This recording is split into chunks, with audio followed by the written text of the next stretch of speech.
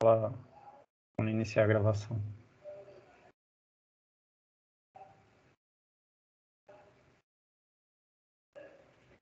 Foi. Estamos na sessão de comunicações livres, tecnologia e produção, grupo 3, dando início aí com o professor Tito.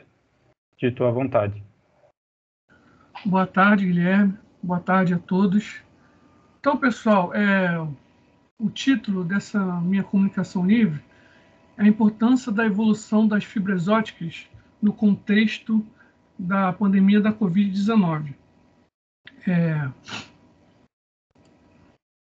Então, para quem não me conhece, eu sou o professor Tito Souza, eu sou professor do curso técnico integrado em telecomunicações do campus Nova Iguaçu.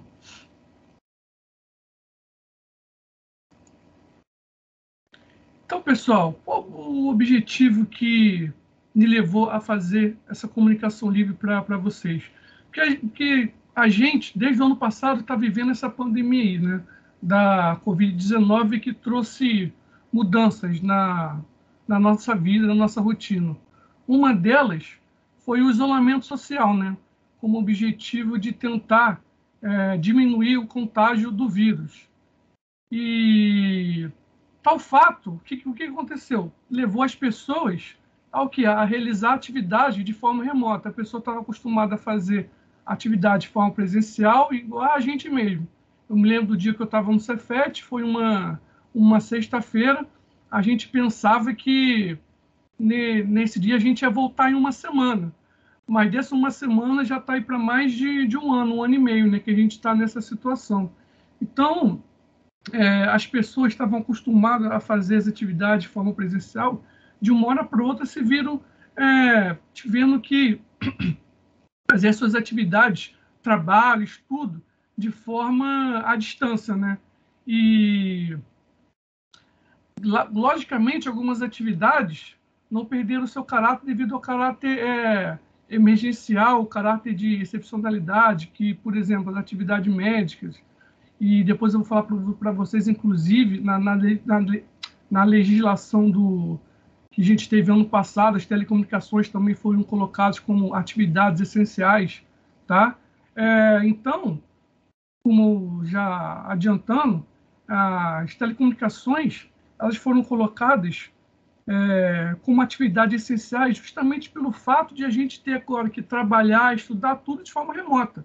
E, nesse contexto, as fibras ópticas elas apresentam um papel crucial, fundamental, para a gente estar, por exemplo, assistindo essa comunicação livre, essa palestra, numa forma, entre aspas, de live ao vivo, né, que demanda muita quantidade de dados, etc. Ainda mais que não tem só isso. Por exemplo, aqui no Teams, são várias comunicações livres, várias salas acontecendo de forma paralela, né?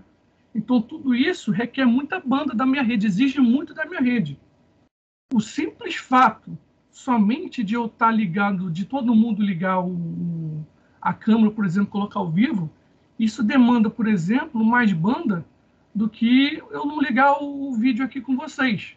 Tá? Então, por exemplo, às vezes acontece no Teams, quando eu estou dando aula, às vezes ele trava a câmera, ele abaixa, ele apaga a minha câmera para poder economizar banda, para economizar largura de banda.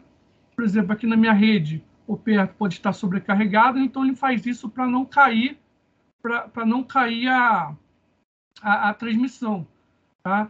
O que ele faz também, não sei se vocês já perceberam, é que para diminuir o delay da transmissão, para mitigar o jitter também, às vezes, com a quantidade de dados, a velocidade está um pouco menor, aí a pessoa escuta outra pessoa falando de forma lenta, devagar, parecendo aquelas pessoas, até um bêbado mesmo. Aí depois, quando a comunicação volta ao normal, a velocidade normal de tráfego, a velocidade da comunicação, da dicção da pessoa começa a acelerar. É a mesma coisa que quando você aperta o WhatsApp lá, agora tem aquela opção de 1x, 1,5x, 2x. Então, tudo isso para deixar a comunicação transcorrer com a menor quantidade de interferência possível. Deixar todas as pessoas ao vivo, mantendo uma sincronia, né? Então, são esses protocolos de manter a sincronia que ocupam uma maior largura de banda no meu espectro.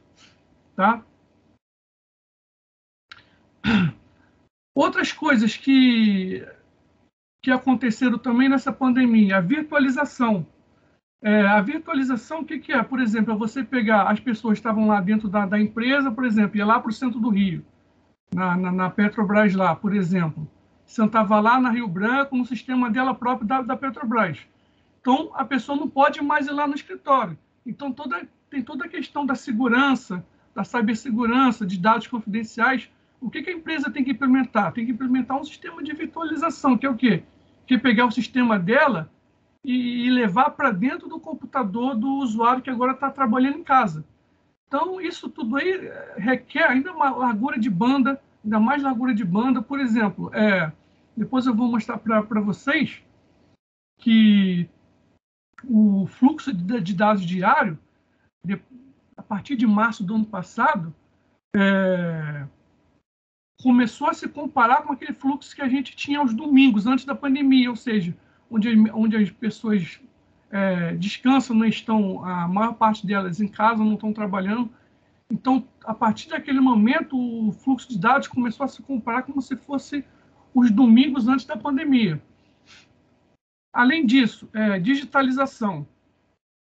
A digitalização que é, por exemplo, você, lá no escritório, você pegava um papel, assinava e arquivava um determinado documento. Apesar de ter sido um processo que já vinha acontecendo, com uma assinatura digital e tudo, a pandemia fez com que? Fez acelerar isso também, né? Fez acelerar esse processo. Então, a gente aqui próprio no Cefet teve que utilizar aquela assinatura digital, o certificado, né? Que os professores utilizam para assinar o documento. Então, tudo isso, pessoal, tudo que você faz de forma remota, a gente agora precisa fazer através de uma comunicação à distância, ou seja, telecomunicações, né? Aí, para vocês, uma demanda. Vou botar aqui na minha outra tela aqui, que para mim eu estou vendo pequeno aqui nessa telinha. Mas eu vou passar aqui na outra tela aqui do meu computador. Então, olha só os dados que eu tirei da página da Anatel em relação ao ano passado, em relação ao tráfego internacional por operador. Olha só como é que aumentou de forma... Essa última operadora aqui, operadora 4, de 23 a 29 de março do ano passado, ela aumentou 200% o seu tráfego de dados. Essa operadora 3, aproximadamente 150%, operadora 2, 140%, operadora 1, 116%. Tá? Então, isso aqui, olha como é que houve o acréscimo do tráfego de dados em comparação a uma semana que a gente tinha antes da pandemia. Para você ver um aumento considerável de tráfego que houve. Aí, a Anatel mediu, no dia 23 de março do ano passado, houve um pico de comunicação de 11 terabits por segundo nesse dia. Isso equivale a 3 milhões e 200 mil domicílios assistindo vídeos em alta definição, ou seja, HD, né? Então, olha a quantidade de dados. Então, a população, os sistemas de telecomunicações tiveram que, de uma hora para outra, tratar de forma a suportar esse aumento do tráfego de dados. Aí eu já peguei dados, esses dados são desse ano, do ix.br, que é um ponto de tráfego de internet, que ele aglomera os vários servidores das grandes empresas para facilitar a telecomunicação. É o ponto de tráfego de telecomunicações, tá? É esse que o ponto ix.br, ele... Eu estou admitindo uma pessoa aqui, não sei nem se eu posso fazer isso, porque apareceu aqui para mim, depois vocês vejam aí, por favor. Então, ó, olha aqui, no dia 7 de março desse ano, agora já estou falando de 2021, o XBR bateu o pico de 11, né, para 16 terabits por segundo, se ter aqui de terabit por segundo de tráfego na internet, tá? Então, a gente está batendo tráfego de dados, aumento do tráfego de dados através de pico.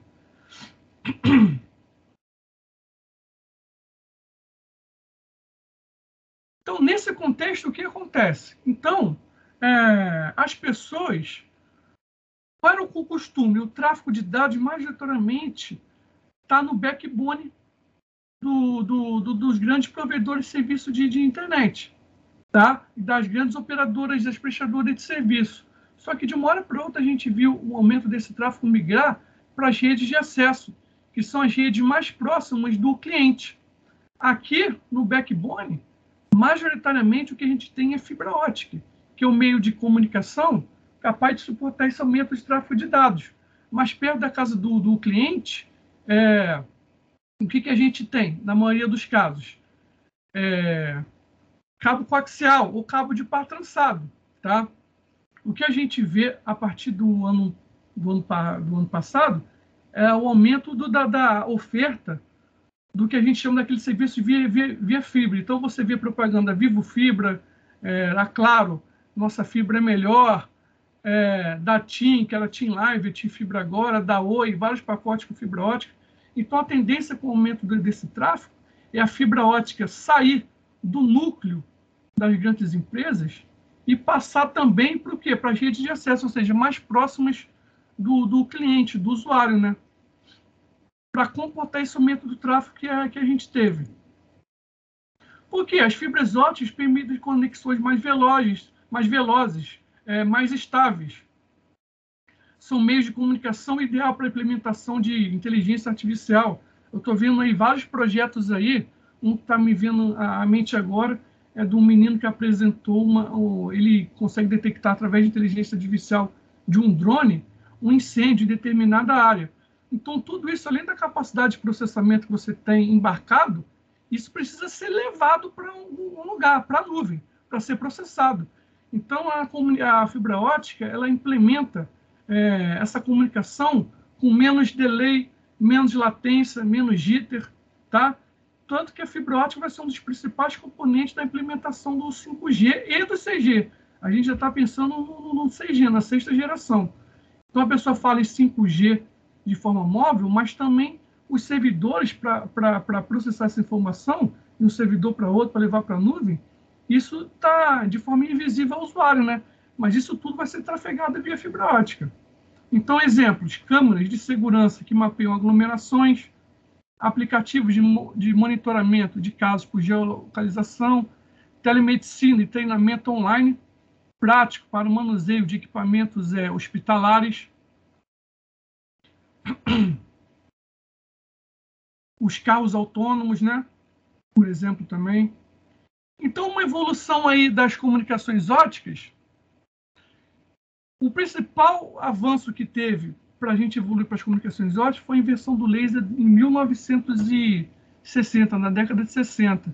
Depois a gente veio com o laser, eu tinha que ter um meio para propagar esse laser. Aí saiu do espaço livre do ar para as fibras óticas, só que ele tinha uma atenuação muito grande, 20 dB por quilômetro, em 1966. Aí foram evoluindo o processo de fabricação. 1973, você já tinha 5 dB por quilômetro, no comprimento de onda, que a gente fala, né, que é igual à frequência, de 850 nanômetros, em 73. Em 78, já passei para 0,47. E hoje em dia, a gente tem uma atenuação próximo de 0,5 dB. Esse valor aqui, 0,35 dB por quilômetro, é o limite mínimo, né, de atenuação que a gente tem numa fibra ótica. Mas, mesmo assim, dentro dos meios de comunicação que a gente tem, é aquele que suporta o maior tráfego de dados, com menor latência, menor jitter, tá? E que se propaga com maiores distâncias.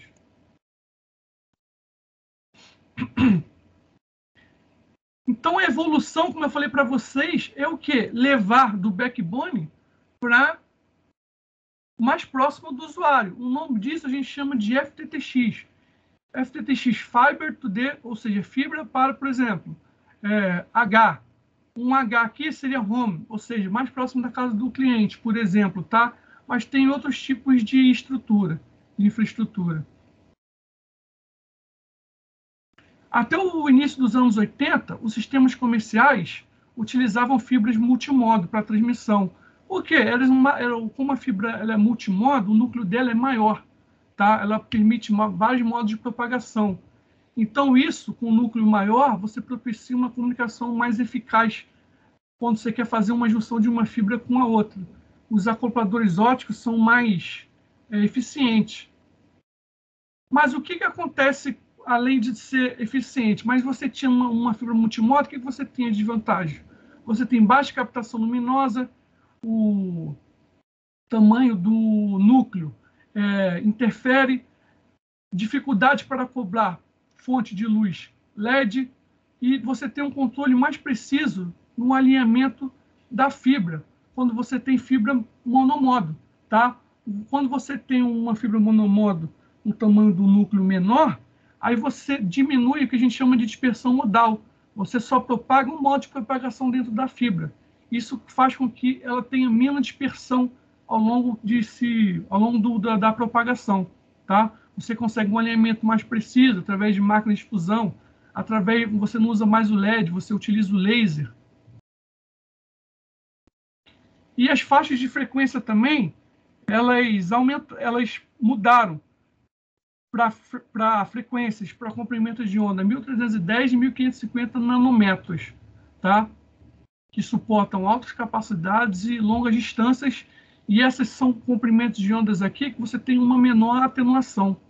Você aumentou a frequência, você diminuiu um pouco o comprimento de onda, para poder comportar dentro do núcleo da fibra ótica, tá? Aí, como eu já explanei para vocês, os serviços de telecomunicações eles foram considerados pela legislação do ano passado um serviço essencial, né? Então, por isso, da importância dessa palestra que eu estou propagando aqui para vocês, aqui como serviço de saúde, tá? Os serviços básicos de coleta de lixo, por exemplo, todos os serviços foram considerados essenciais. Então, para finalizar, eu não vou clicar nesse link não, eu já vou compartilhar aqui com vocês, vou compartilhar minha tela aqui, só para mostrar para vocês como é que houve o aumento do tráfego de dados a partir do ano passado. Vou ver se eu vou parar de compartilhar o slide aqui. Aqui são as referências de que eu tirei, tá? Para vocês. Aqui eu vou mostrar aqui, vou deixar de compartilhar. E vou compartilhar a minha tela aqui, que é esse link aqui.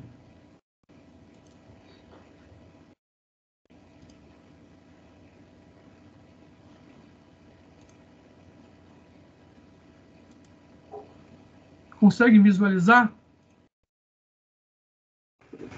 Estou visualizando, Tito. Então, olha aqui, isso é um gráfico que eu tirei lá do x.br, né? Que é um serviço de troca de protocolo na internet, serviço de dados, de grandes servidores. Olha só, essa aqui é o ano de 2019, a gente estava legal, um aumento, apesar... Engraçado que o aumento de tráfego, ao longo dos anos, ele vem crescendo de forma exponencial, né? Mas é como se aqui exponencial ele desse um aumento, né? Olha aqui o período de março. Olha como teve um acréscimo do tráfego de internet nessa fase de março, abril do ano passado. Então, a gente teve que lidar com isso aí. O crescimento continua aumentando, tá? Porque agora, aqueles comércios, por exemplo, que estavam online, que estavam distribuindo de forma presencial, não conseguiam vender, tiveram que ir para o online. Só um exemplo, né? Você teve um aumento exponencial também crescente das entregas por delivery, das compras pela internet, tá? Então, tudo isso para... Então, como finalizando a minha apresentação, eu só quero linkar com o tema da CPEX, que é a transversalidade, e deixar um recado para que a gente tente aprender o que aconteceu no ano passado, que agora a gente, graças a Deus, a gente está tendo uma diminuição no número de contágios, mas que a gente aprenda com o que aconteceu no ano passado, principalmente nos serviços de telecomunicações, para que isso ocorra de uma forma mais fluida no futuro, para que não seja dessa forma atropelada do que aconteceu e que essas lições sejam tiradas para que no futuro a gente mantenha um ritmo constante aí de crescimento, tanto das comunicações via fibra ótica como as telecomunicações em geral. Finalizei minha apresentação. Deixa eu parar de apresentar aqui. Fui 20 minutos, hein? Certinho. Certinho. Obrigado, Tito, pela apresentação. Eu tenho uma dúvida aí, a partir da sua apresentação. Qual a maior dificuldade que você visualiza na questão de implantar a fibra ótica no usuário, né? Que antes você falou que era mais em outras tipo de instalações. Agora, mais no usuário final, né? Quais são as maiores dificuldades que você visualiza? A grande dificuldade, Guilherme, como a gente percebe o que aconteceu durante a pandemia, é econômica. Por quê? Porque o avanço das telecomunicações é o seguinte: é a instalação de cabo de par trançado, juntamente com as linhas de transmissão de energia. Então, tudo isso foi feito conjuntamente. Então, a tecnologia que a gente tinha para comunicação de banda larga é a tecnologia ADSL. E a tecnologia ADSL, ela explora ao máximo o cabo de par trançado, né? Explora ao máximo. Então, se você tiver um centro de comutação e controle próximo do usuário, você não tem por que não utilizar o ADSL. O negócio é que para a banda larga que a gente precisa agora de vídeo, de lives, transmissões ao vivo, isso requer realmente muita largura de banda, tá? YouTube, Netflix. Então, o cabo de par trançado ele não suporta mais essa largura de banda. Então, as empresas começaram a investir o quê? Cabo coaxial, mais próximo. E depois, agora sim, para fibra ótica. Mas você instalar um sistema de fibra ótica não é tão barato assim, tá? A fibra ótica em si, não é tão cara, mas os equipamentos para transmissão e para recepção, que são os lasers e os receptores, eles são bem caros. Então, a empresa ela tem que estar preparada para fazer esse investimento, para recuperar no futuro. Tanto o que elas fazem? Elas fazem cidades modelo, por exemplo, algumas cidades do Rio de Janeiro, eu estou falando aqui de uma provedora X que eu conheço, ela já implanta totalmente fibra ótica na casa do cliente, por exemplo, em Volta Redonda. Volta Redonda já é totalmente dessa operadora fibra ótica. Aí ele falou, esse case aqui teve sucesso, então agora eu vou expandir para uma cidade maior. Só que isso, ela precisa recuperar nisso que ela teve aqui para investir em outra cidade, tá? Mas ela está chegando à conclusão nessa pandemia que ela acelerou esse processo. Por quê? Porque ela acaba vendo que você, colocando fibra ótica, você tem menos manutenção, você tem menos custos de recuperação, por exemplo, está tendo algum defeito, você não precisa enviar uma quantidade gigante de equipe para manutenção. Então, elas estão acabando percebendo que o investimento está acabando valendo a pena. O que aconteceu com essa pandemia é que acelerou esse processo. O João Vitor, né? Obrigado aí pela resposta, Tito. O João Vitor fez uma pergunta: as fibras monomodo já são usadas nas redes de acesso? Oi, João, boa tarde, obrigado. João é meu aluno era meu aluno, agora da Dostel, né? Então, João, são elas que são usadas.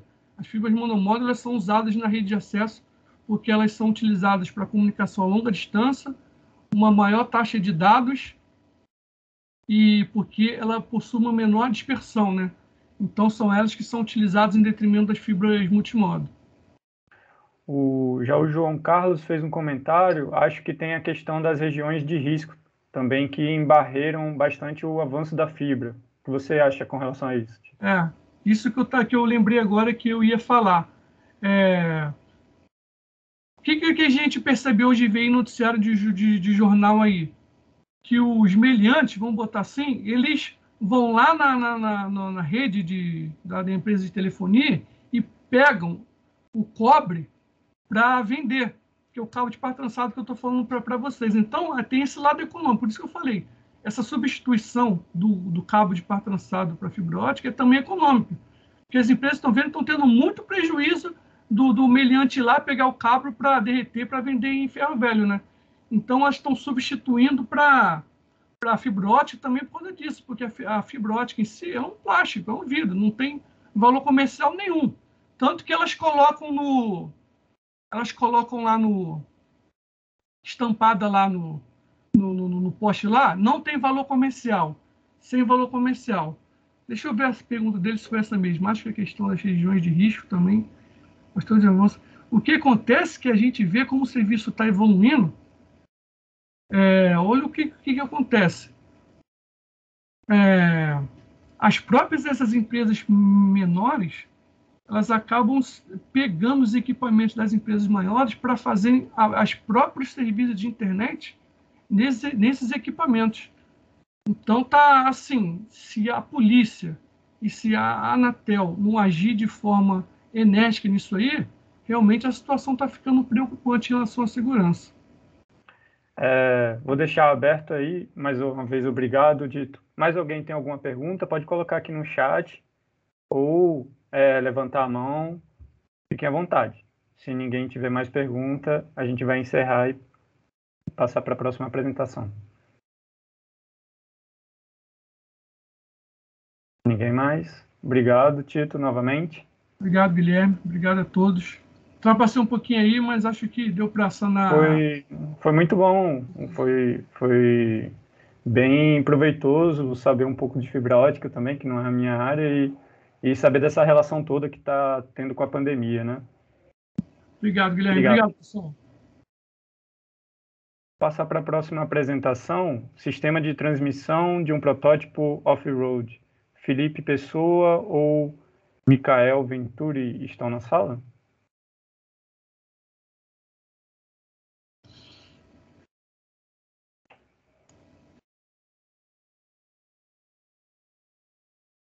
Acho que o Felipe está presente, né? Felipe Pessoa Machado.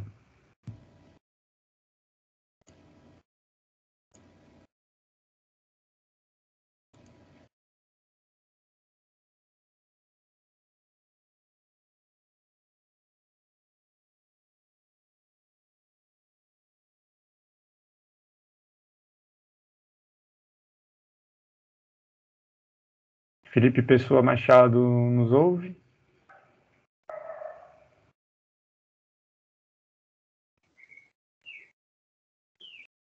Ele colocou aqui no chat que está entrando pelo computador. Obrigado, Natália.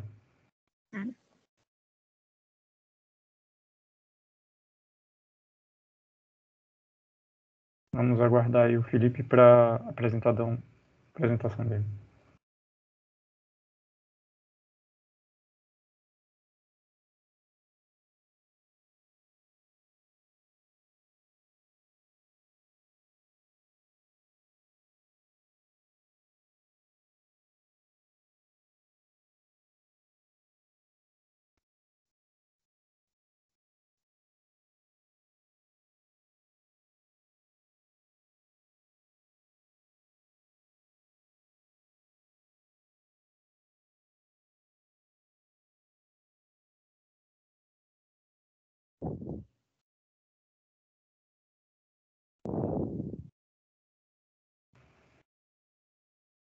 Boa tarde, Felipe. Conseguiu conectar? Alô? Tá me ouvindo? Agora sim. Eu tava... Meu Teams, ele deu um erro e acabou fechando. Eu tive que entrar pelo celular. Tudo Peço bem. até perdão. Nada, acontece. Você vai transmitir? Sim, irei transmitir. Tá bom. Vocês estão conseguindo visualizar? Estamos visualizando sim. Pode colocar no formato de apresentação. Ok. Perfeito. À vontade. Tem de Certo. 15 a 20 minutos, tá bom? Tudo bem. Boa apresentação. Obrigado. Bom, obrigado aí, gente. Desculpa pelo atraso. Me chamo Felipe Pessoa. Eu sou o capitão da equipe Galo Baja e hoje vou fazer uma apresentação, talvez um pouco breve, falando sobre o porquê que o sistema de transmissão em um protótipo de off-road é tão importante assim, né? Bom, aqui temos alguns componentes, se não os principais. Temos um motor, né? É um motor de 10 HP em 4 tempos. Temos aqui o CVT, que é o nosso sistema de transmissão. Temos aqui um pinhão e uma coroa. E aqui também temos um eixo primário. E o porquê que essa parte do projeto é tão importante, né? O que que a gente vai ter que superar nas competições da Bajasai? Bom, o protótipo deve ser capaz de ultrapassar diversos obstáculos durante as provas e ele tem que possuir o torque suficiente para fazer isso, né? E que tipo de obstáculos serão esses, né? Poderão ser aclives de até 45 graus e com um comprimento de 5 metros. Terão travessias rasas de água, lama, de 0,3 metros de profundidade, alguns buracos. Terão troncos também com 0,4 metros de diâmetro. E a gente tem que adequar o sistema de transmissão às curvas de torque do motor para que a gente consiga obter, né, esse torque suficiente para conseguir superar esses obstáculos e que a gente também tenha uma velocidade adequada. E qual seria a estratégia da equipe de obter, né, um dimensionamento, de se calcular isso? A gente tem que calcular as forças máximas que o terreno pode exercer sobre o Baja, seja a pista mesmo, ou até o ambiente, né? Se tiver com muito vento. A gente tem que estabelecer uma relação de transmissão prévia, baseada na velocidade final do carro. Temos que calcular o torque disponível nas rodas, que é um dos principais componentes. E temos que analisar os resultados e modificar a relação de transmissão, se for necessário, para que a gente consiga adequar esse torque à velocidade, né? Segundo as estratégias das equipes. Bom, aqui temos uma imagem de um veículo, mas a gente pode colocar um protótipo Baja nessa mesma imagem, né? Pois todas essas forças que estão atuando no carro atuam também no protótipo.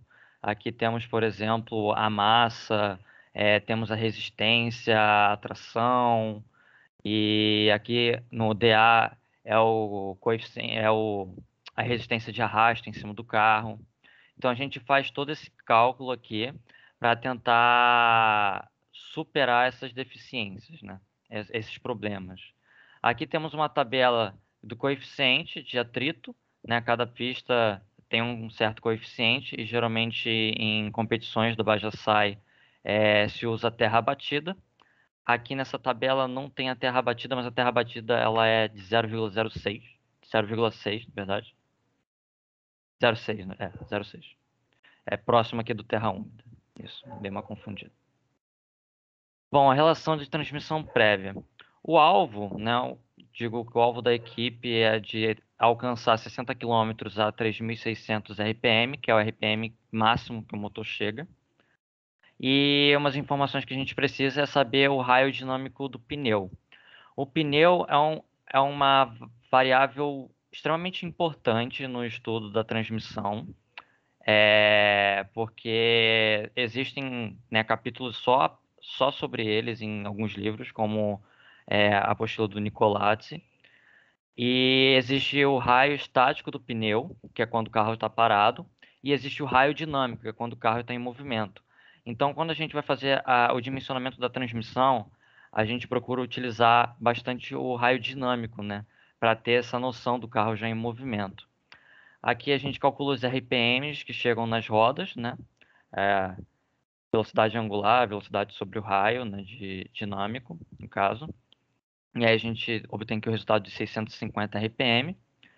Aqui temos uma tabela que foi tirada de uma tabela que eu vou mostrar mais à frente, que tem aqui o RPM do motor, relação do CVT, né? RPM após passar o CVT, relação fixa, e até chegar aqui na velocidade, que é o que a gente quer. E temos aqui um gráfico também da relação do RPM no CVT e o RPM no motor. No começo ele é bem baixo mesmo, porque o RPM, na imagem ali que eu coloquei no início, né? Esse cara aqui, né? O que está mais aberto, ele está diretamente ao motor. E conforme você for acelerando o seu carro, você for ganhando velocidade, ele vai fechando, né? Porque o CVT ele é um componente mecânico, e ele vai fechando aqui e o outro lado vai abrindo. Então a gente tem esse, por isso que ele é um pouco baixo aqui no início e ele vai aumentando, né? Relação de torque em um par de engrenagens. A gente vai agora fazer uma relação, né, de torque. Aqui a gente tem a fórmula de potência, né? Potência é igual ao torque vezes a velocidade angular. E se a potência ela for constante, a gente tem essa relação, né? De o torque da engrenagem menor sobre o torque da engrenagem maior ser igual, né? A velocidade angular da maior sobre a menor. Aqui é a tabela que eu disse a vocês, né, anteriormente. E ela tem todos os componentes que a gente precisa para poder dimensionar a transmissão. A gente tem aqui o RPM, né, do motor, ele começa a 2.000 e ele varia até 3.600. O torque, né, que o motor realiza, a relação do CVT, o RPM após o CVT, o torque também, a relação fixa entre ambos, o RPM que a gente consegue obter nas rodas, o torque e a velocidade que a gente obtém para cada RPM. Como está aqui, quando a gente chega a 3.600, a gente chega numa velocidade de 60 km por hora. Torque disponível nas rodas. Para se obter o torque disponível nas rodas, a gente segue a segunda lei de Newton para a rotação, né? Que nada mais é do que o torque é igual ao produto do momento de inércia pela aceleração angular. E caso a velocidade angular para cada oponente do transmissão, né? Porque o torque ele passa e vai indo sendo reduzido para várias engrenagens até chegar ali na roda. Então você tem algumas velocidades angulares que pode ser diferente. Então como é que a gente faz, né, para proceder? A gente faz uma análise energética. E análise energética nada mais é do que isso aqui, né? A gente compara duas engrenagens com o momento de inércia e a velocidade angular, e aí a gente consegue obter um momento de inércia específico para que a gente possa posteriormente calcular o momento de inércia rotacional total na roda. Mas como isso acontece, né? Acontece devido à lei fundamental de engrenagem, né? Que é a relação de transmissão entre duas barras pivotadas, que será constante quando a interseção da normal ao contato com o segmento que une os dois pivôs for invariável durante todo o movimento, né? Ou seja, a velocidade angular aqui do A ele tem que ser igual à velocidade angular do B. Então eu posso fazer uma relação de velocidade angular do A sobre a velocidade angular do B é igual à distância do pivô do A até o ponto primitivo aqui, que é o I, sobre a distância do ponto primitivo até o pivô de B.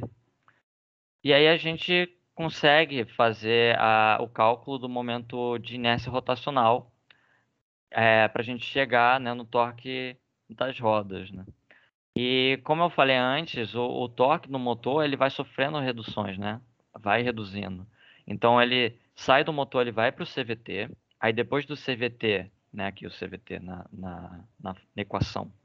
Depois do CVT, ele vai para a primeira redução. Isso, assim, varia para cada equipe, mas geralmente é feito duas reduções. E depois ele passa para a segunda redução até que ele chega nas rodas. Mas por que que a gente, né, calcula esse torque e a gente quer achar essa força de tração para justamente superar todas essas resistências que estão aqui, que elas afetam o veículo, né? Tem a resistência mecânica, que é relacionada diretamente com a potência do motor e com a eficiência dele. A gente tem a resistência aerodinâmica, que é o arrasto, né? A força de arrasto que atinge na área frontal do veículo. Temos a resistência de aclive, a resistência de rolamento, que é justamente o contato do pneu com o solo. A gente também tem a resistência de inércia do veículo. E aí, somando isso tudo, a gente tem resistência total ao movimento, que é o que a gente quer superar para o carro poder entrar em movimento, né? Aqui temos a potência líquida, né, para calcular a potência líquida, potência mecânica vezes eficiência. Aqui temos a possibilidade de vencer também os aclives, que a gente tem que ter a potência líquida maior ou igual, né, à força de resistência do aclive. E aqui também temos a capacidade de aceleração do veículo, né, para a gente conseguir obter a aceleração. Então, a conclusão que se chega é um assunto bem extenso, que tem diversas variáveis, né? Diversas resistências de arrasto, mecânico, até de aceleramento. E a conclusão que se chega é que precisa de um estudo bem aprofundado para que a gente consiga obter ótimos resultados, né, no carro, para que a gente consiga competir em campeonatos grandes, como a Bajasai Nacional. E é isso que eu tinha a apresentar, gente. Obrigado aí. Quem tiver alguma dúvida, sinta-se à vontade de fazer.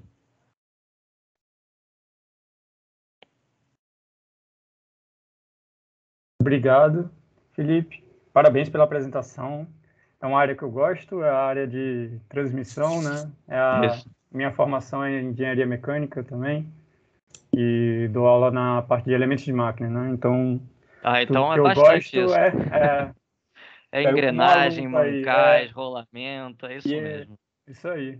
E parabéns pela toda a sequência, né, que você foi criando na apresentação e também foi consolidando ali todos os fatores que vão envolver a sua problemática, né? Sim, sim. Tem uma curiosidade, com relação ao CVT, vocês pretendem fabricar ou vocês estão vendo comerciais, né? A gente sabe que tem em alguns veículos e motos também. Sim. Então, vocês pretendem fabricar o de vocês ou pretendem adquirir um comercial? Então, a gente já adquiriu, né? A gente já tem um CVT e ele é o comercial, né? A gente não usinou ele. E foi bem legal assim que a gente chegou também a abrir ele para ver mais ou menos como é que é o funcionamento dele, né? Para ter uma noção assim. Então, foi até um pouco perigoso, né? Porque tem uma mola ali dentro que ela pode escapar. E aí de início a gente Exatamente. não tinha muito noção, né? E depois que a gente abriu, a gente conseguiu visualizar melhor. E é muito interessante o funcionamento do CVT, né? O fato de, conforme for passando a velocidade, conforme o carro for acelerando, e um componente ir fechando para o outro abrir, né? Para Você vai aumentar essa mudando, RPM. você vai Isso vai mudando a mudando, relação né? de transmissão Isso, instantaneamente, né? Então, instantaneamente. Portanto, que ele é é muito mais legal. Essa é a eficiente do que diferença, uma né? transmissão comum, né? Que a gente encontra nos carros, assim. É, alguns carros têm CVT, né? Mas a maioria é aquela transmissão que a gente já conhece, né? Da caixa de marcha e tal. Então, ele é bem eficiente, né? Porque tem uma perda menor. Exatamente, exatamente. Você vai ter uma perda por atrito, aquecimento, É, isso reduz, melhora a sua eficiência. isso de fato. Então, isso é muito melhor. Também anotei aqui a questão, você está falando do Baja, né? É, do O Baja. Baja envolve lamaçal, né? Lama, Como a gente isso, é. sabe. Lama. E aí, como vocês estão vendo essa questão de impedir, né, que a entrada de sujeira nessa parte de transmissão não tem como impedir, carenagem, colocar em banho de óleo, graxa, o que fazer nessa situação, né? Como vocês pensam? Não, então, é um fator que é bem preocupante, né? Porque pode interferir. Então a gente tem que isolar ela, né? A gente tem que isolar a parte de transmissão, principalmente assim o CVT. Então, não, o CVT até que pode ficar aberto, né? Mas a gente tem que isolar os componentes, sim, né? As engrenagens, para que não ocorra esses problemas, né? Então a gente está pensando, né? Ainda não projetamos isso, né? A gente projetou o chassi, projetamos também a suspensão do carro. A parte de powertrain a gente fez esse dimensionamento e agora a gente vai partir para a parte de, né, desenhar lá no Solid. E a gente está pensando em isolar mesmo e talvez fazer, né, deixar ele, acho que deixar ele num banho de óleo. Tá legal. O professor Tito, obrigado aí pelas respostas, Felipe. passar aqui para o professor Tito, que levantou a mão. Tudo bem? Oi, Felipe, boa tarde. Parabéns aí pela apresentação do trabalho. Minha pergunta é o seguinte, minha pergunta é outra, mas em relação ao câmbio aí, CVT, não é muito a minha área, se eu estiver falando besteira, porque alguns carros, né, eles vendem como se fosse automático, Isso, mas é automático. automatizado, né? Uhum, Então, diferencia do CVT, porque me falaram que o câmbio automatizado, ele tem embreagem, mas quem faz isso é um robô, né? Um robozinho que, em sim. vez de você estar fazendo isso, é aquele robô que faz a mudança de marcha para você. Mas a minha pergunta é outra. Minha pergunta é a seguinte: vocês já pensaram em relação a possibilidade no futuro, em relação a um motor elétrico, se vai ser muito diferente? Porque eu posso estar falando besteira também, mas aí muda a questão do posicionamento do motor, o centro de massa Iria dele. mudar E tem a bastante Fórmula coisa. E, inclusive, né? Iria Hoje, mudar né? bastante coisa, que a gente teria que pensar também sobre bateria, mas isso foge bastante do que é a competição da Bajajai, né? A Bajajai é esses carros off-road mesmo, e aí é uma organização mundial, a SAI, né? E aí a competição em si foca nessa parte dos motores a combustão mesmo, portanto que os motores são padronizados, todas as equipes têm que utilizar o mesmo motor, que é esse motor de 10 HP com 4 tempos. Mas eu acho que é uma coisa muito interessante, sabe? Eu acho muito interessante essa área de motores elétricos e acredito que futuramente haverá alguma mudança, sabe? Pelo menos na organização, porque é o futuro, né? O futuro tende a realmente trocar os motores de combustão para os motores elétricos e, assim, eu acho que o único desafio mesmo, o único não, né? Existem vários desafios, mas o maior desafio talvez seja justamente a bateria, né? Que é um componente muito grande, a gente teria que ver um lugar para colocar ele e a competição da SAI, da Bajajai, é muito contato, né? A gente o carro capotando, então é um caso aí a se estudar, mas eu acho muito interessante essa área. Falou. Obrigado, Felipe. Realmente é um desafio, né? É um É um desafio tremendo enorme, né? desafio. Porque, além de ser grande, a bateria é extremamente pesado, né? Pesado, pois É, e assim, o carro ele mede, ele pesa, né, em torno de 250, 290, né, varia para o piloto, mas ele tá mais ou menos nessa faixa. E quanto mais pesado, né, maior a gente vai ter que ter para calcular aí a força de tração para que o carro possa andar, né? Então a gente tem que exigir mais ali do motor, exigir mais ali da transmissão. Então é um desafio, né? Perfeito. parabéns. Mais alguém teria alguma pergunta para o Felipe, para a equipe? Pode mandar via chat ou levantar a mão. Não? Obrigado, Felipe. Parabéns aí a toda a equipe. E vamos seguir aqui para a próxima apresentação. Obrigado aí a todos, obrigado professor, obrigado professor Tito. E seguimos. A próxima apresentação é Otimize Cefet. Maria Letícia, João Lucas e Aline.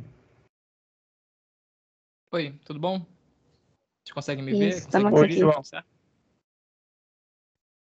Consigo te ver. Perfeito. Vou compartilhar a apresentação aqui com vocês, tá, pessoal? Tá bom. Um segundinho.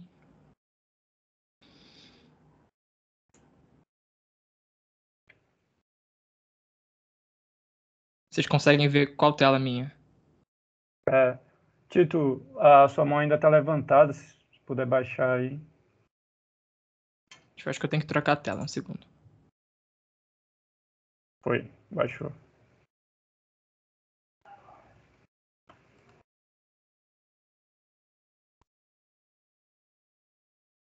Vocês conseguem ver a apresentação? Sim. Sim? Perfeito. Uhum. Bom, eu vou começar. Vocês estão me ouvindo bem? Ouvindo. Bom, Fique à primeiramente, vontade, tá boa bom? tarde. Boa tarde. Obrigada. Primeiramente, boa tarde. Me chamo Maria Letícia Torres, sou consultora de gestão de pessoas da Otimize, Cefet Consultoria Júnior.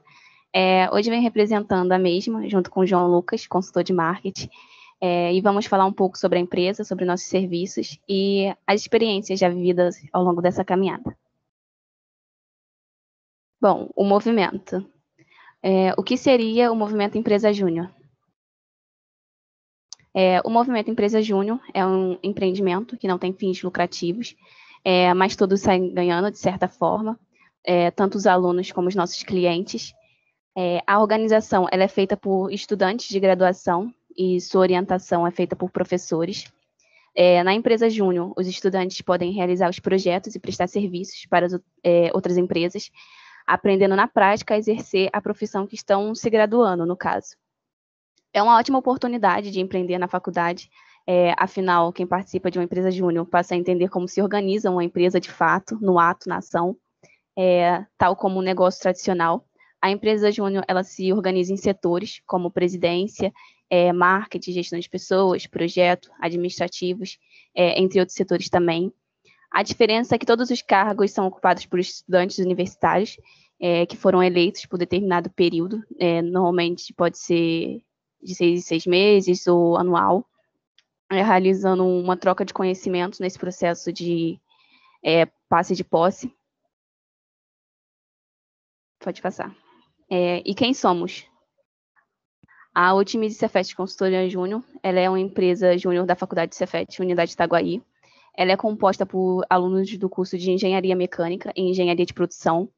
Nosso objetivo é conduzir os nossos clientes ao sucesso por meio de serviços de qualidade, um aprendizado em conjunto, tanto por parte do cliente como para a gente. Nosso foco tem sido micro e pequenas empresas da região. Temos como nossa missão, visão e valores. Nossa missão ela é melhorar os processos e desenvolver pessoas, conectando os clientes a soluções de qualidade, aberto sempre a feedbacks. Nossa visão é ser uma empresa autossustentável até dezembro de 2022, se tudo der certo e a Covid nos permitir. Nossos valores são sinergia, autonomia, resiliência, transparência, profissionalismo e, principalmente, troca de conhecimento de ambas as partes. Agora, passando ao João Lucas, que irá falar um pouco sobre os nossos serviços. Beleza. E vocês devem estar se perguntando como nós atuamos para alcançar nossas metas, priorizando esses valores do slide anterior. O que a gente faz? Na prática, nós dividimos aqui nossos serviços em 2 grupos. Primeiro, o grupo de consultoria e o segundo, o grupo de marketing. Os nossos serviços baseados em consultoria, eles são análise de custos, estratégia organizacional, fluxo de caixa e mapeamento de processos. Falando um pouco sobre cada um deles, a análise de custo possibilita o controle financeiro de um determinado período de uma empresa, né? Com a finalidade de compreender se os custos estão equilibrados diante dos lucros. Ou seja, a gente visa otimizar essa relação, né, entre custo de tanto pagamento de pessoal, pagamento de contas e investimentos e os lucros que a empresa precisa ter. A estratégia organizacional ajuda a definir o momento atual da empresa, inclusive definindo sua missão, visão e valores, assim como nós apresentamos anteriormente. E a gente faz isso considerando o estudo de forças, fraquezas, ameaças e oportunidades, que a gente conhece como estudo ou análise SWOT, né? A galera de produção deve estar bem familiarizada com essa análise, e ela realmente é muito importante para você entender como é que você vai proceder com a sua empresa, qual a estratégia que você vai montar para poder visar o crescimento dela, para poder otimizar o crescimento dela. O fluxo de caixa, ele trabalha junto com a análise de custos e ele busca entender as movimentações financeiras em um período. Com ele, a gente consegue montar uma análise de custos, né? A gente precisa ter esse fluxo de caixa, pegar tudo que a empresa está gastando e analisar isso para poder realmente visar equilibrar, como eu disse, os lucros com os custos. E o mapeamento de processos, como o nome sugere, é uma visão de todas as atividades executadas e o detalhamento delas. Então, se você tem como processo uma fabricação de uma lapiseira ela nunca é só uma lapiseira.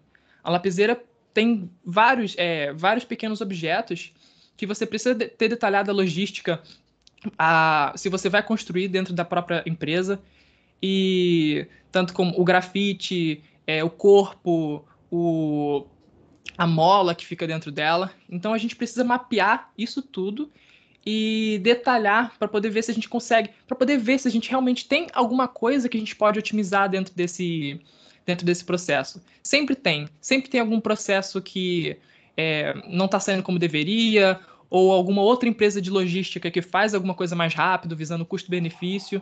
Então, a gente tem isso como um ponto muito, muito importante dentro do mapeamento de processos. Tá. Agora, para a parte de marketing. O marketing, a gente sabe que é muito importante dentro das empresas, e ele visa alcançar, o marketing estratégico, principalmente, visa alcançar o planejamento estratégico, ou seja, a estratégia organizacional da empresa, definir o que cada um faz, definir um organograma, ter isso bem organizado, bem objetivo, e tem como objetivo aumentar a vantagem competitiva da empresa com relação às outras. Porque a gente sabe que empresas mais organizadas tendem a aparecer mais no mercado e serem mais visadas, né? Serem mais cotadas para fazer serviços, para poder empregar pessoal. Então, o marketing estratégico, ele é o pilar ali principal dessa nossa área de marketing. E o marketing digital, segundo ponto, ele, por incrível que pareça, não é sobre vender cursos na Hotmart ou ganhar dinheiro apenas trabalhando com seu celular sem sair de casa, como prometem por aí. É sobre alavancar a marca através das mídias sociais, sejam elas Instagram, LinkedIn, Facebook. É sobre elaborar conteúdo de valor para o nosso cliente e melhorar a imagem dele perante os clientes dele. Então, a gente costuma dizer que a gente não trabalha para o nosso cliente, a gente trabalha para o cliente do nosso cliente. E acompanhado disso, vem o serviço de social media, que é a complementação do marketing digital, quando a gente atua gerenciando as redes sociais de uma empresa, respondendo comentários, criando legendas atrativas, produzindo esse conteúdo, né, para os nossos clientes. Então, a gente tem isso como uma área muito importante dentro do marketing, que é realmente trazer esse toque humano, trazer realmente uma interação dentro das redes sociais, porque pessoas seguem e interagem com pessoas. Então, quando a comunicação fica muito empresarial, muito blocada, assim, isso não gera muito valor para o conteúdo do nosso cliente.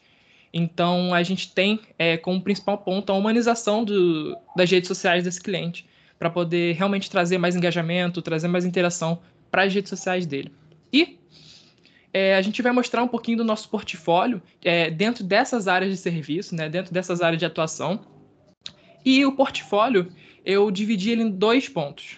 Bom, temos como primeiro ponto projetos internos, que foram projetos feitos para o Cefet, né, e projetos externos, que são de clientes reais de fora do Cefet.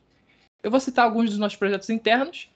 Primeiro, nós temos processos seletivos, tanto o processo da Otimize, né, que ele tem uma dimensão absurda, né? A gente se prepara sempre demais para poder proporcionar um processo seletivo limpo, transparente para os nossos alunos, né, que estão entrando agora, que estão querendo se inscrever. E o processo é exatamente igual ao que você vai encontrar numa empresa real. Então, dessa forma, a gente prepara os alunos da faculdade ao fazerem um processo seletivo para se prepararem para uma entrevista, para aprenderem a se comunicar melhor, enfim. O laboratório de simulação é um laboratório de dentro do Cefet, que a gente também fechou uma parceria, e para quem é da unidade de Itaguaí deve conhecer, né, o laboratório de simulação. Ele está no Instagram e a gente montou o conteúdo, estratégias de crescimento, tudo para eles. Então, se vocês forem olhar lá, né, LabSim Cefet, eu acho, alguma coisa assim, vocês podem ver que o nosso trabalho foi muito bem feito. E o layout e o 5S na sede são serviços complementares em que a gente gerenciou toda a organização, a limpeza do nosso espaço lá no Cefet Itaguaí. Então, o 5S, principalmente, que é uma ferramenta de organização muito importante, que é usada a rodo assim, nas empresas atualmente, e que a gente implementa dentro do nosso próprio espaço. E projetos externos, perdão. A gente já trabalhou com casas de festas, pastelarias e bolerias. Esses três primeiros, eles foram serviços de... como aqueles de fluxo de caixa, estratégia organizacional, mapeamento de processos. Então, a gente não tem como mostrar eles aqui na prática. Então, mas esses serviços, no caso, eles estão prosperando até hoje, né, esses clientes. Mas a gente tem como mostrar os dois últimos, que são o Veneza Alimentos e o Instituto Lydia Henninger, né? Que a gente fez um trabalho nas redes sociais deles, e isso a gente tem como mostrar com bastante orgulho, né? O Instituto Lydia Henninger é um instituto de estética, né?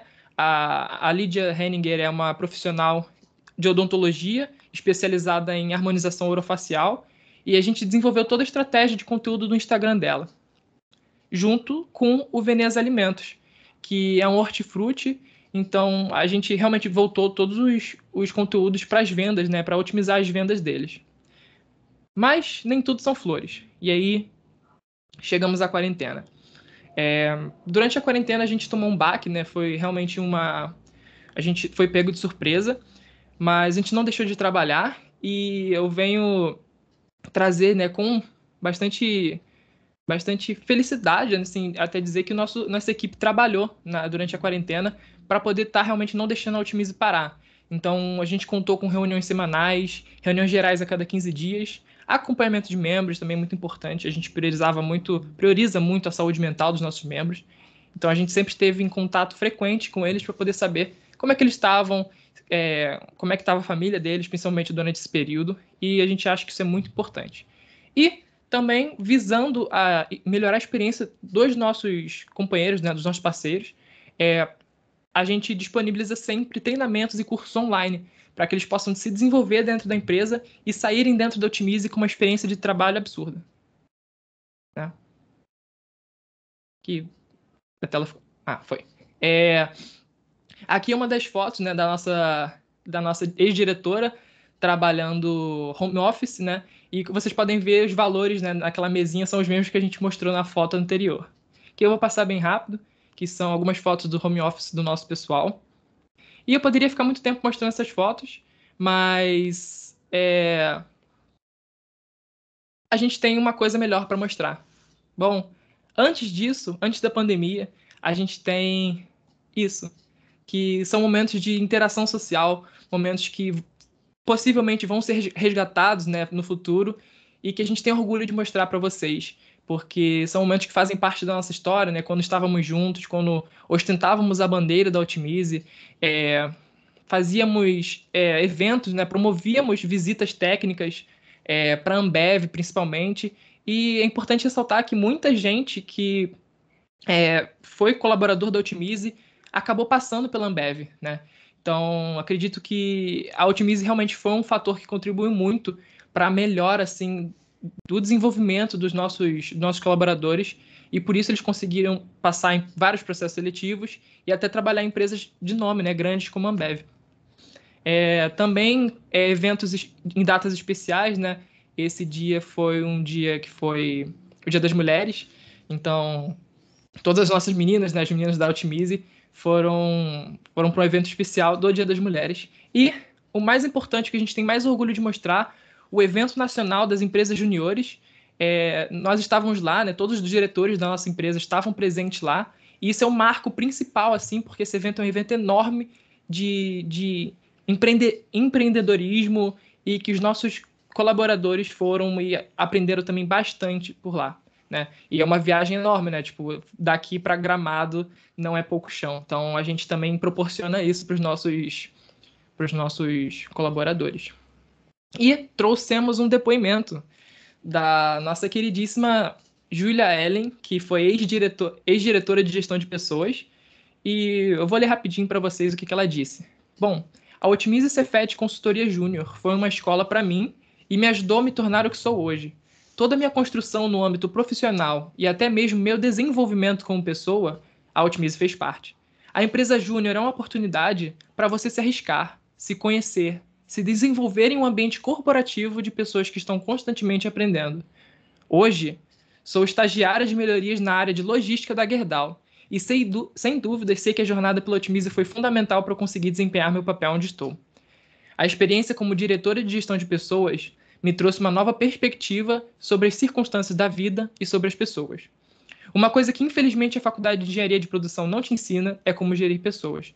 E a experiência em um cargo de liderança na empresa te possibilita aprender na prática e entender a importância disso para a excelência em qualquer processo de trabalho. Então, um conselho para vocês hoje é: se permita viver a experiência de participar desse momento que impacta não só a vida de quem participa, mas também daqueles que a empresa presta serviço. E é com isso que dizemos com glória que voltaremos mais fortes em 2022 com o processo seletivo. E assim que esse período presencial chegar, a gente vai estar divulgando essas informações no nosso Instagram. Então, a gente vai estar de portas abertas para qualquer um que queira entrar, seja do curso de Engenharia Mecânica ou seja do curso de Produção, tá? Nós somos uma empresa que principalmente foca no desenvolvimento dos nossos colaboradores e dos nossos parceiros. Então, bom, junte-se a nós.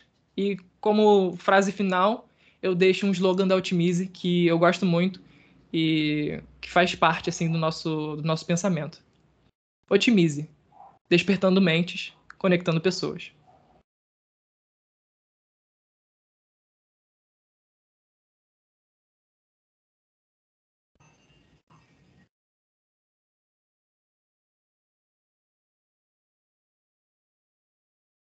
Alguém tem uma pergunta?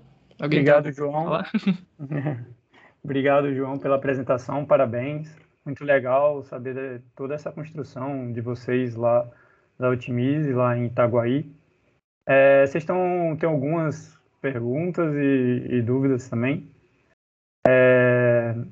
No caso, vocês estão há quanto tempo já trabalhando? Quanto tempo tem a Otimize?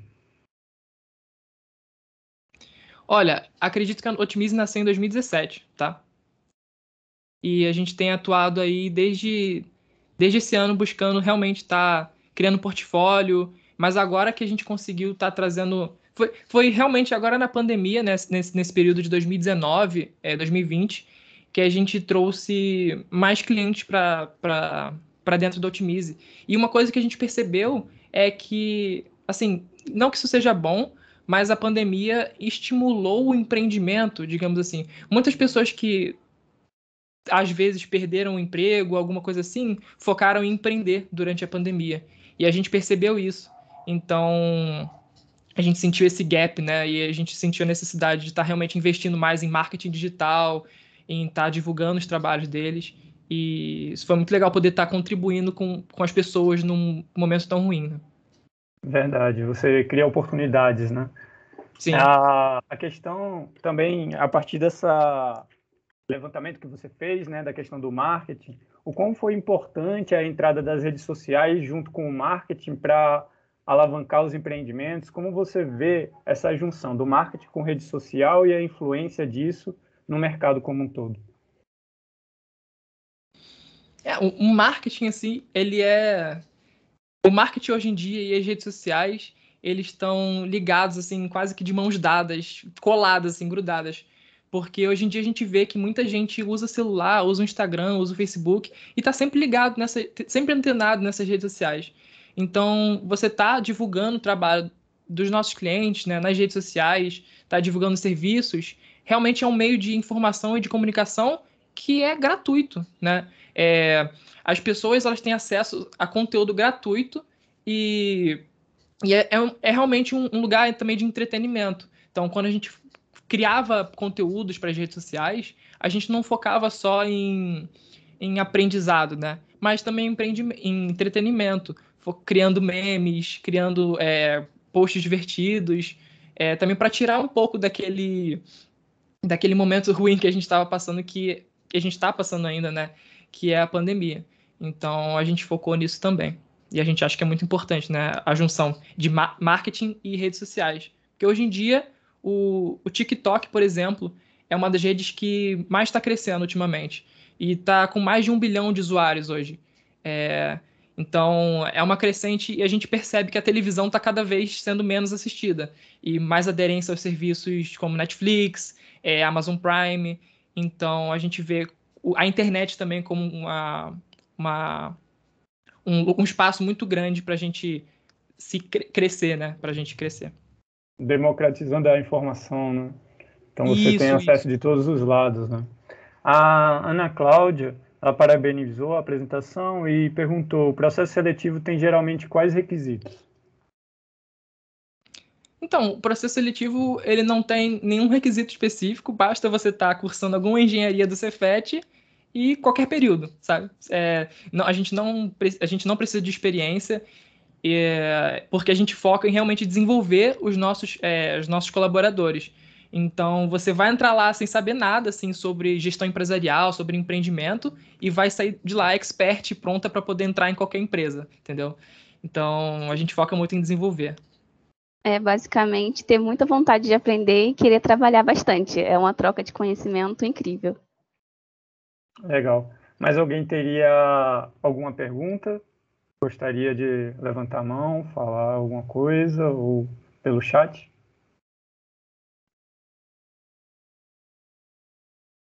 Não. Agradeço novamente, João, Maria Letícia, parabéns a toda a equipe. Opa, alguém levantou aqui a mão, Bruno Fernandes. À vontade, Bruno.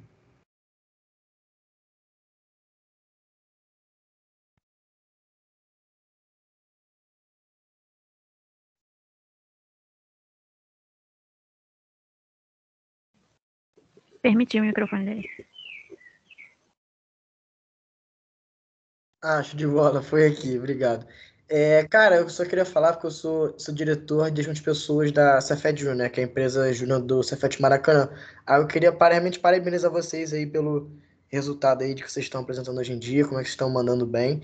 E aí, se quiser também alguma ajuda, tá aí meu nome aí e tal. Se quiser mandar mensagem também, fica à vontade para fazer esse contato, né, integrar mais as empresas de júnior do Cefet, eu acho bem importante. E aí, enfim, a gente tá um tempinho a mais no mercado e tal. Se quiser qualquer tipo de ajuda, pode ficar à vontade. Mais uma vez, parabéns pela apresentação aí, gostei bastante. Valeu, eu que agradeço. Obrigada, nós que agradecemos. Parabéns novamente, João, Maria Letícia e toda a equipe.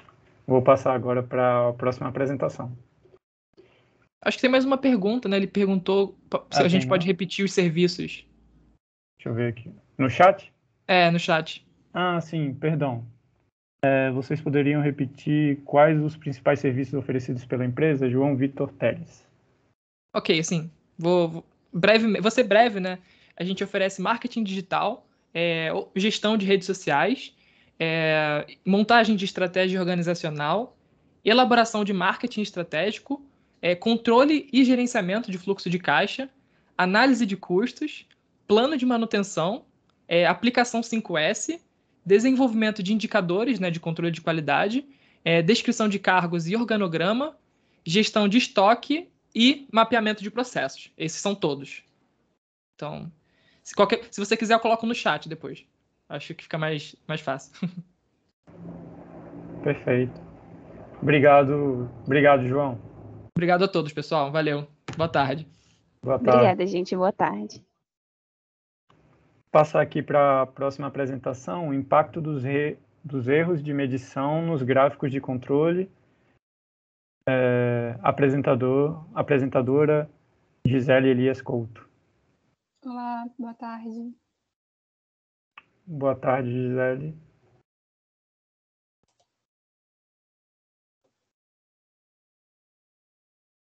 Isso aqui. Pronto, minha tela está compartilhada? Ainda não estou. Agora sim.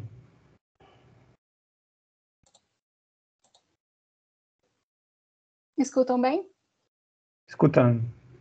À vontade, professora Gisele. Bom, boa tarde, meu nome é Gisele, eu sou docente de Engenharia de Produção no campus Itaguaí. E eu vou falar um pouco com vocês hoje sobre do impacto dos erros de medição na utilização dos gráficos de controle. Bom, aqui é a agenda da apresentação.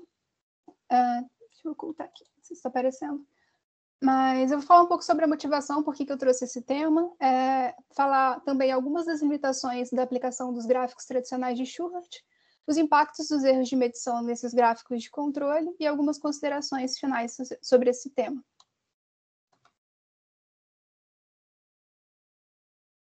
Bom, a principal motivação de eu ter trazido isso hoje é que eu sou docente há algum tempo das áreas de qualidade e metrologia, e dentro da gestão da qualidade, a gente aborda o controle de qualidade de uma forma, né? E dentro da metrologia, a gente aborda o controle da qualidade com outro foco. Na gestão da qualidade, a gente aborda o controle da qualidade aplicando ferramentas estatísticas que vão nos auxiliar nesse controle, e o gráfico de controle é uma delas. E dentro da metrologia, o controle da qualidade já tem um foco mais sobre a inspeção, a determinação dos sistemas de medição, dos erros de medição, incerteza. E eu acho legal falar um pouco sobre a integração desses conceitos. É uma área de pesquisa que eu tenho, e se eu puder atingir algum aluno que tem interesse de trabalhar com isso, vai ser de grande proveito. Bom, essas áreas, elas são complementares, mas geralmente elas são tratadas de forma separada. Então, como que acontece geralmente o monitoramento de processos, né? Para falar sobre isso, eu queria definir um pouco sobre o que é a qualidade, qual que é a definição que a gente tem de qualidade. E quando a gente fala de definição de qualidade, essa definição ela foi evoluindo ao longo do tempo, mas ela é uma definição subjetiva, porque qualidade ela pode ser entendida de maneira diferente dependendo da expectativa, né, daquele consumidor, daquele cliente do produto ou do serviço. Mas quando a gente fala de qualidade em relação ao processo produtivo, a gente pode entender, um dos possíveis entendimentos, né, é de que a qualidade é inversamente proporcional à variabilidade do processo que eu estou monitorando. E nisso, né, nesse monitoramento da variabilidade, que entra a importância dos gráficos de controle, por ser uma ferramenta estatística útil para monitorar a variabilidade desses processos.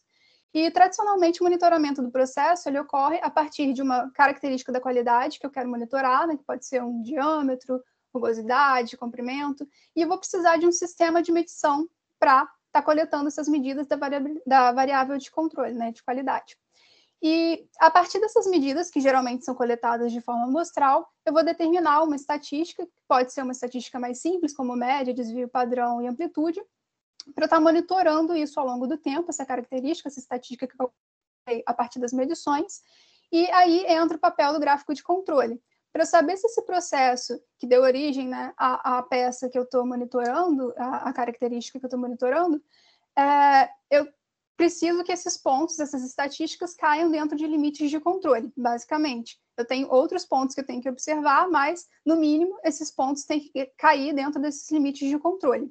Só que, na realidade, a gente não tem como saber o valor real daquilo que eu estou medindo, né? Na prática, a gente não sabe o valor exato. Por mais bem calibrado, ajustado que seja esse instrumento, por mais exato e preciso que ele seja, nunca eu vou ter o valor real daquilo que eu estou medindo. E como que as empresas consideram esses erros de medição? Como que elas descobrem qual que é o erro de medição desse sistema? Elas precisam mandar esse sistema, esse instrumento para a calibração. E dentro do Brasil, né, existem laboratórios acreditados pelo Inmetro, mas dependendo da complexidade desse sistema, nem mesmo dentro do Brasil eu consigo mandar calibrar, eu preciso contratar empresas de fora. Então, o que acontece? Nessa calibração, as empresas elas não vão receber um instrumento calibrado, um instrumento mais exato ou com esse erro corrigido. Na verdade, o resultado dessa calibração só vai ser a determinação de quanto esse instrumento está errando, né, e de qual é a incerteza associada a essa medição. E se a empresa, se a pessoa que está trabalhando com esses dados, ela não souber utilizar essa determinação do erro da incerteza, essa calibração não vale de nada, certo? Então, geralmente, as empresas elas determinam um erro máximo permitido, mas elas não utilizam esses valores na medição atualizada, não agregam, né, corrigem os erros sistemáticos ou consideram a faixa de erro para os erros aleatórios nas medições do dia a dia. E isso vai impactar no monitoramento do processo. Nesse slide eu coloquei para vocês o gráfico tradicional de Shewhart, né, o mais utilizado, é o gráfico mais simples, e ele tem uma linha central, que seria o valor-alvo, e eu tenho os limites de controle superior e inferior. Só que o que acontece? Esse gráfico, que ele é amplamente utilizado, ele tem as suas limitações, e isso muitas vezes não é considerado. Algumas das limitações desse gráfico de controle que eu tenho que perceber é se, ao calcular o limite de controle, eu estou utilizando parâmetros que já são conhecidos. Eu conheço a média e o desvio padrão para esse processo que eu estou monitorando, muitas vezes na prática a gente não conhece, a gente precisa estimar. Então, como é que é feita essa estimativa para a determinação dos limites de controle? O processo, né, de monitoramento ele é dividido em 2 fases, então eu tenho a primeira fase, que vai ser justamente para a determinação desses limites, e a fase 2 vai ser do monitoramento propriamente dito. Só que se eu tenho esses parâmetros estimados, na hora que eu utilizo o gráfico tradicional de Shurhat com os limites calculados para 3 sigma, que seria nessas equações o Lzinho, esse fator multiplicativo, se eu utilizo o tradicional 3 sigma, eu tenho uma perda no desempenho desse gráfico de controle. E muitas vezes, na prática, isso não é levado em conta. Então, esse gráfico, por mais que ele seja bastante utilizado, ele tem algumas limitações. Então, na literatura já tem algumas preocupações quanto à estimação de parâmetros, se esses dados eles seguem ou não uma distribuição normal, porque muitas vezes na teoria a gente olha, os dados seguem a distribuição normal, mas será que os meus dados que eu estou trabalhando ali na prática, eles seguem a distribuição normal? Eu tenho que verificar isso, porque se eu utilizar esse mesmo gráfico de controle para dados que não seguem a distribuição normal, eu posso perder desempenho também, tá? Ele não é o adequado. E da mesma forma, acontece na presença do erro de medição. Como a gente viu, é impossível não ter o erro de medição. Mas dependendo da magnitude desse erro, eu posso ter uma perda de desempenho considerável. Então, é essa preocupação que eu queria trazer nessa apresentação. Tá? Então, eu trouxe aqui o resultado de um artigo de 2017, que ele mostra crescente nas publicações que investigam esse impacto do erro de medição no controle da qualidade. Apesar dele ter se limitado ali até 2016 pela data de publicação, né, que é uma revisão dos trabalhos, eu tenho acompanhado os trabalhos atualmente e varia ali uns 15 trabalhos por ano, daí para frente, né, até 2021, e tem crescido o número de trabalhos que se preocupam com isso. Mas o que eu queria chamar a atenção é que dentro desses trabalhos, apenas 60% se destinavam de fato ao design estatístico dos gráficos de controle. E por que essa dificuldade? Porque não é um assunto assim, trivial, tá? Alguns anos de estudo para você conseguir otimizar esses gráficos e verificar o impacto. E dentro desses trabalhos ainda, somente parte deles aplica isso a modelos mais avançados de estimativa para o erro de medição, né, considerando o erro de medição. Então, mais de 93% desses trabalhos, ele utiliza um modelo mais simples, que é o modelo aditivo, que só soma a parcela ali da variância correspondente ao erro de medição, com aquela variância que já tem natural do processo, e você utiliza esse modelo mais simples para fazer essa estimativa e conseguir medir a performance do gráfico de controle, considerando o erro de medição.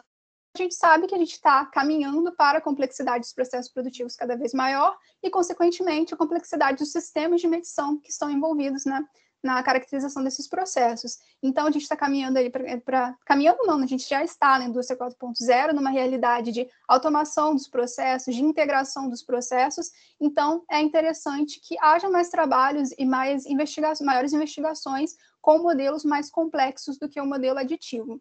Eu trouxe aqui alguns trabalhos que destacam, né? Todos eles que abordam essa preocupação do erro de medição, eles investigam e chegam à conclusão de que sim, impacta, e quanto maior for esse erro de medição, menor vai ser o poder de detecção do gráfico, que é o desempenho do gráfico de controle, é o poder de detecção dele prontamente.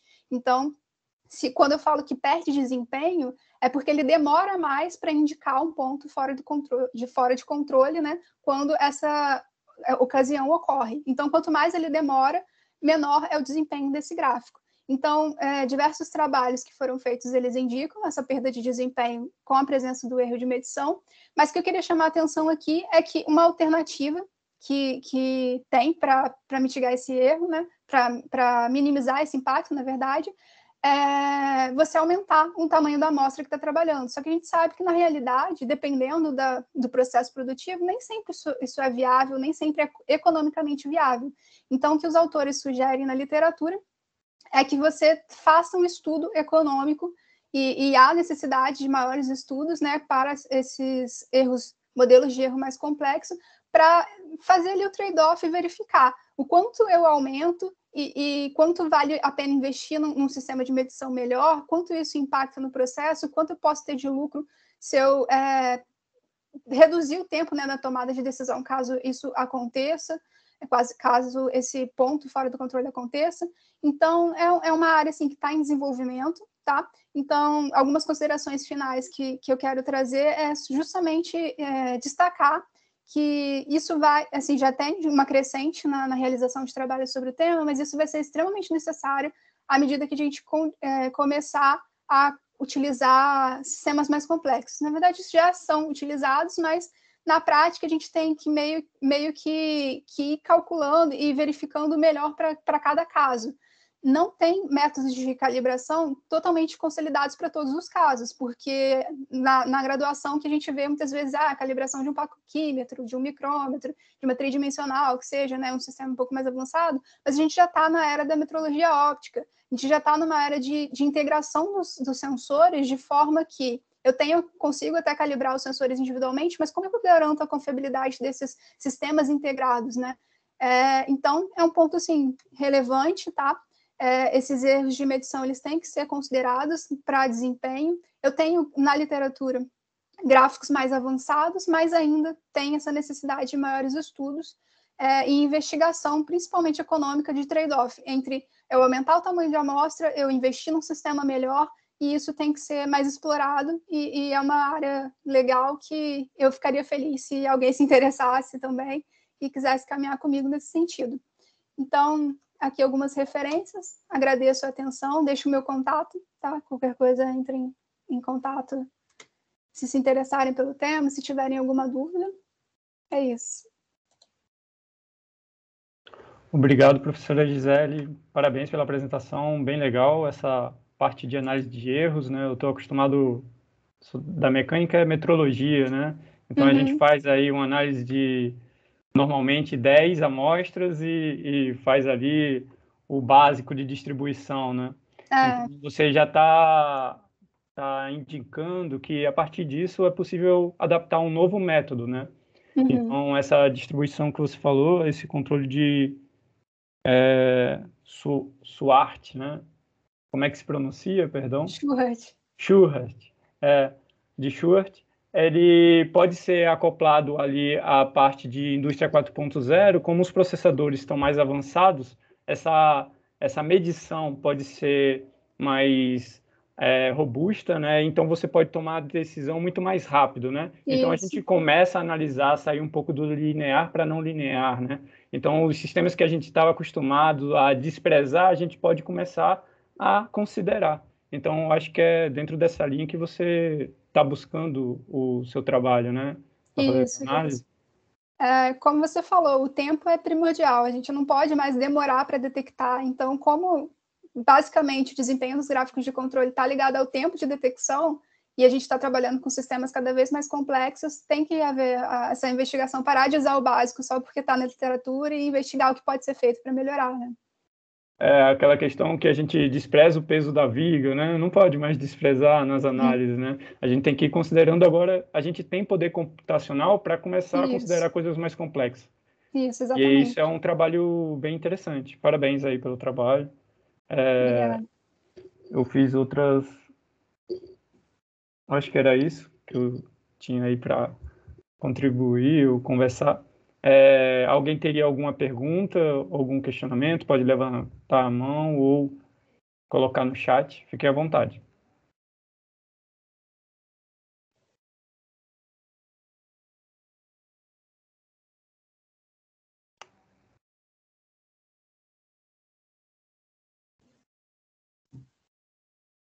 Acho que tem muito a ver também com o Otimize, né? Com essa parte de empresa júnior. Poderia ser um trabalho em conjunto para levar para as empresas também esse tipo de aplicação, né? Sim, uma consultoria na área de metrologia seria legal.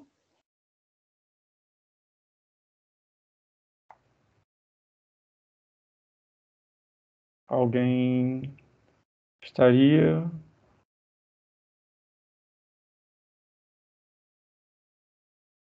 Beleza. Obrigado, professora Gisele, novamente. Eu que agradeço.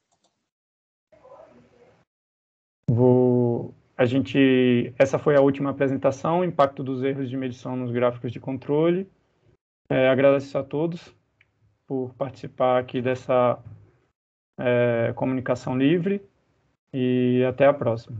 Obrigado, principalmente a Natália, por nos ajudar, né? Pela monitoria. Nada. Foi um prazer. Só para lembrar que a lista está novamente no chat, tá? Para ninguém esquecer de assinar. Obrigada a todos.